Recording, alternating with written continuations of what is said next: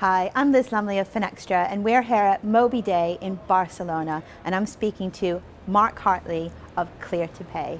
Now, you have just released a survey looking at the future of the mobile wallet. Can you give us some highlights from that survey? Yeah, the highlights were basically that the most banks around the world, we surveyed about 183 banks, mainly the top banks with over 2,500 employees. The highlights were that they felt very much that the wallet that they would like to see out there in the marketplace was bank-centric, that revolved around the bank account, and that they didn't dilute or disintermediate their own brand by resorting to using something like a card scheme brand. So that was the major highlight that came out of the survey. I mean, yeah, here at Moby Day this morning, there was a lot of talk around those lines on stage about the banks really owning that infrastructure and having it be an account-based mobile payment as opposed to, you know, a card issuer mobile payment. Do you see it going along those lines? Yes, but I think to do that, the bank account has to be transformed into something much more than just a place where a consumer holds their money and transacts with money. We firmly believe, and the survey backed this up, that the bank account needs to be transformed from something that stores simple monetary value into something that stores non-monetary value.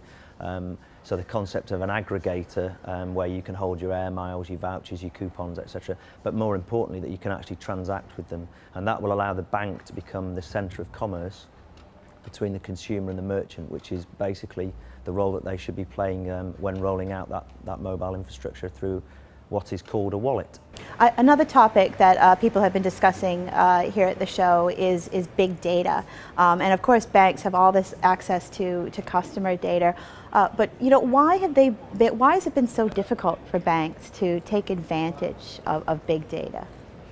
Well, I think big data is very different than the use of data per se. I think big data brings in lots of aspects of volumes of data from different angles, particularly data outside of organisations. So a bank may have very useful information about me as an individual from within their own data stores, but they don't really utilise things like social media to look at who I'm connected with. So things like Twitter and Facebook and obviously LinkedIn are very important. They could build a much better view of me as a customer if they were to utilise and collaborate with other parties to get a much rounder view as me as an individual and what I like and what I need.